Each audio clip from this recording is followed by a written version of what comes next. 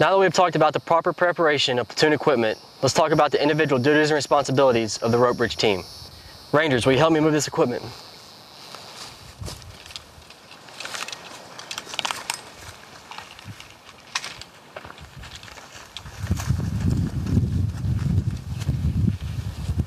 In every military operation, you must have security. Think of this as your number one man. The number one man is the far side lifeguard. His equipment includes LPU-10s, work vest. His flick will be unbuckled and unzipped with his weapon slung. He'll be in the proper waterborne uniform. The number one man's job is to assist the number two man in swimming to the far side anchor point, aid the number two man in disconnecting the rope, and help in tying the far side anchor point. Once the far side anchor point has been tied, he will ground his weapon and flick on a dry piece of ground, move into the water with a knotted hand line in his non-throwing can, work vest in his throwing can, his LPU-10s worn. He'll be ready to perform life-saving operations in the event a ranger falls off the one rope bridge. Now that we talked about the number one man, let's talk about the number two man.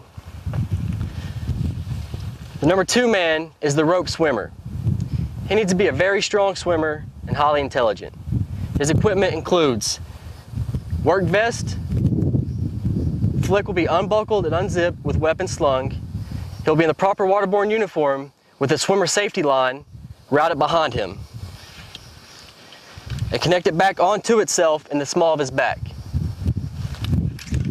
His job is to swim the rope across the water obstacle, tie the far side anchor point. He is responsible for accountability on the far side and ensuring that men are pulling security on the far side anchor point. The next man we'll talk about is the number three man. The number three man is the near side lifeguard. His job mirrors that of the far side lifeguard. The only difference is he has no aid in the construction of the one rope bridge. His equipment is the LPU-10s, work vest, knotted hand line. His flick and weapon will be placed on a dry piece of ground. He'll be ready to perform life-saving operations utilizing the reach, throw, go method. This simply means that he will reach for a ranger that's fallen off the one rope bridge with the knotted hand line. If this fails, he will throw the work vest to give them a flotation device. After he's given them the flotation device, he will jump in the water after them, inflating his LPU-10s and pull them to safety. In every military operation, there's somebody that's in charge. For a rope bridge operation, think of this as the number four man, the rope bridge commander. The rope bridge commander uniform and equipment is the proper waterborne uniform. His flick will be unbuckled and unzipped with weapon slung. He is overall responsible for planning, construction, site selection, accountability, and overall security of the one rope bridge.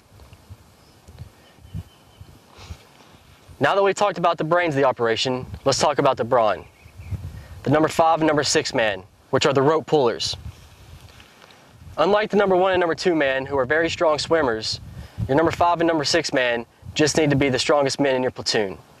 They are responsible for aiding the number 4 man in tying the near side anchor point and pulling out all the excess slack of the rope bridge. Their equipment includes proper waterborne uniform, flicks will be unbuckled and unzipped with weapons slung.